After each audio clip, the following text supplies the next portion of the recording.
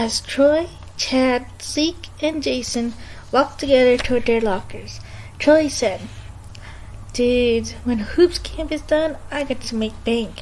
I keep hearing my parents talk about what college is going to cost."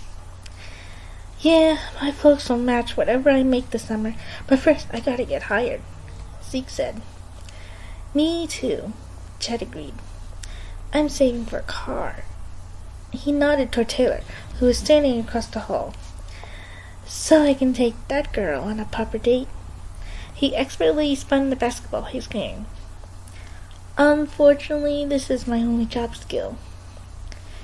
His friend nodded ruefully. Getting a summer job wasn't going to be easy, especially since they were in high school.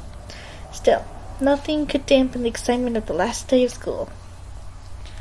Talking and laughing, everyone headed for the front doors, but not without a few last goodbye rituals, like the signing of yearbooks. Sharpay stood by her trademark pink locker and signed her name with a grand flourish. She occasionally flashed a smile at the student photographer who was snapping away with his camera, recording this celebrity moment for posterity. Gabriella paused to watch what passed for a media frenzy in the halls of East High. Sharpay glanced at her and said, "I understand you move every summer for the past 5 years. I hate to think that today is—" She gave Gabriella a hopeful smile. "Goodbye?" Gabriella smiled back, but it was because she was so happy knowing that all the years of moving from town to town had come to an end.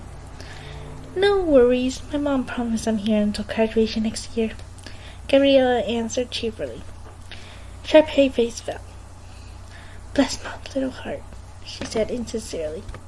Gabriella could feel the tension. She decided that this was the perfect moment to mend fences, or at least try to keep them from completely falling apart. "Sharpay, we got off to a rough start, but you came through," she said. "You helped me with the winter musical." "I did?" Sharpay couldn't believe what she was hearing. When had she helped Gabriella? And how? And how could she make sure she never made such a mistake again? Gabriella nodded. "Those breathing exercises?" She took a deep breath, held it for a moment, then let it out slowly, demonstrating what Sharpay had taught her. "Delighted to assist a fellow wildcat," Sharpay said in a tone that made clear she bitterly regretted offering any advice to Gabriella Montez. With effort, she added, "And actually, I appreciated the opportunity to rest my voice this spring musical." "In which you were excellent," Gabriella said. "So they say," Sharpay said, gratified. Always ready to relive a triumph, she pulled a copy of the school newspaper from her locker. A huge photo of her filled most of the front page, under a headline that read, "Sharpay Tours." The second show on the third Friday wasn't everything it might have been, she said, but the media is so easily impressed. Then she tossed the newspaper back in her locker, where it landed on top of 50 other copies. Gabriella grinned and moved on to her own locker. At the end of the hall, Troy, Chad, Zeke, and Jason were still talking about summer jobs, and now Taylor, Kelsey Newsley, and Martha had joined in the conversation. "Kimberly and I have had 5 job interviews, but we keep getting beat up by college kids," Taylor said. "Same here," Martha sighed.